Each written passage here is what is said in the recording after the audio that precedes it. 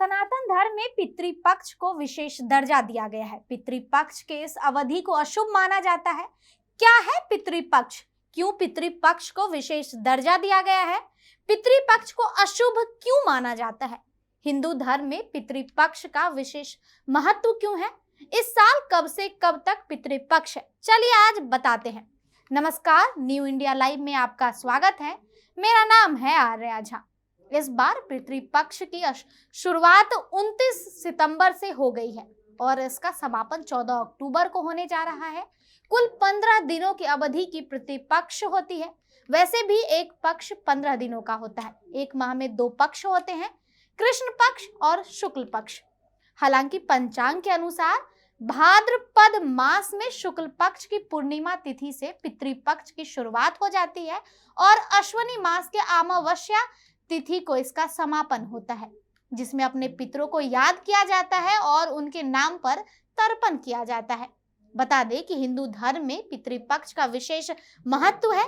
इस दौरान साधकों द्वारा पिंडदान, तर्पण और श्राद्ध कर्म किए जाते हैं। इसके साथ ही पितृपक्ष में पूर्वजों की मृत्यु की तिथि के अनुसार पिंडदान, श्राद्ध कर्म किया जाता है।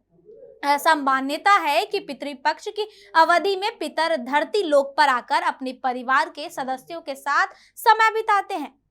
चलिए पहले आपको ये बता दें कि पितृपक्ष मनाते क्यों हैं। किसे कहते हैं पितृ? क्या है पितृ? दरअसल परिवार के जिन पूर्वजों का देहांत हो चुका है उन्हें पितृ मानते हैं। व्यक्ति की मृत्यु के बाद जब तक उसका जन्म नहीं हो जाता वो सूक्ष्म लोक में रहता है। ऐसा मानते हैं कि पितरों का आशीर्वाद सूक्ष्म लोक से परिवार वालों को मिलता है। पितृपक्ष में पितृ धरती पर आकर अपने लोगों पर ध्यान देते हैं और उन्हें आशीर्वाद देकर उनकी समस्या दूर करते हैं। इस बार पितृपक्ष की शुरुआत 29 सितंबर शुक्रवार से हुई और इसका समापन 14 अक्टूबर को होने जा रहा है। बता दें कि पूर्वजों को समर्पित यह विशेष समय अश्विनी मास के कृष्ण पक्ष से प्रारंभ होकर अमावस्या तक 15 दिनों की अवधि तक पितृपक्ष अर्थात श्राद्ध पक्ष कहलाता है। अब बताते हैं पितृपक्ष का महत्व क्या है। ऐसा माना जाता है कि पितृपक्ष में श्राद्ध और तर्पण करने से पितर प्रसन्न होते हैं, यानी वो खुश होते हैं और आशीर्वाद प्रदान करते हैं। उनकी कृपा से जीवन में आने वाली कई प्रकार की रुकावटें दूर हो जाती है। व्यक्ति को कई तरह की दिक्कतों से भी मुक्ति मिलती है। श्राद्ध न होने की स्थिति में आत्मा को पूर्ण मुक्ति नहीं मिलती है। पितृपक्ष में नियमित रूप से दान पुण्य करने से कुंडली का जो पितृदोष होता है वह भी दूर हो जाता है। इसके साथ ही पितृपक्ष में श्राद्ध और तर्पण का खास महत्व होता है। बहरहाल पितृपक्ष में पितरों को याद कैसे करते हैं ये भी बताते हैं।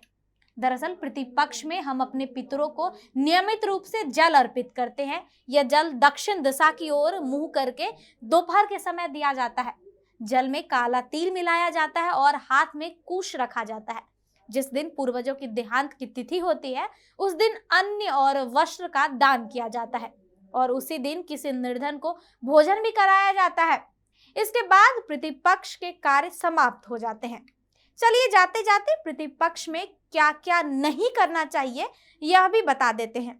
दरअसल हिंदू शास्त्रों में प्याज और लहसुन को तामसिक माना जाता है। मतलब प्याज और लहसुन तामसिक भोजन में आता है जो हमारी इंद्रियों को प्रभावित करती है। पितृपक्ष की अवधि में ये जो दौरान होता है उसमें खाने में प्याज लहसुन का इस्तेमाल करने से बचना चाहिए। वहीं अगर दूसरी बात करें तो पितृपक्ष के दौरान कोई भी जश्न या उत्सव नहीं मनाना चाहिए और न ही इसका हिस्सा बनना चाहिए। इस अवधि में किसी भी तिथि जश्न मनाने से आपके पूर्वजों के प्रति आपकी श्रद्धा प्रभावित होती है। वहीं तीसरी अगर बात करें तो पितृपक्ष के अवधि को अशुभ माना जाता है, इसीलिए इस दौरान कुछ भी नया शुरू करने की सलाह नहीं दी जाती है। मतलब नया शुरू नहीं करना चाहिए। इस दौरान परिवार के सदस्यों को कुछ भी नई चीजों नहीं खरीदनी चाहिए। वहीं पितृपक्ष का समय पूर्वजों को समर्पित है, इसीलिए इस अवधि में शराब या मांसाहारी भोजन सेवन से बचना चाहिए। इसके अलावा पितृपक्ष के दौरान नाखून काटने, बाल कटवाने और दाढ़ी बनवाने से बचना चाहिए। तो ये थी पितृपक्ष से जुड़ी जानकारी। आपको कैसी लगी हमें कमेंट बॉक्स में जरूर बताएं। ऐसे ही तमाम जानकारियों के लिए देखते रहिए न्यू इंडिया लाइव।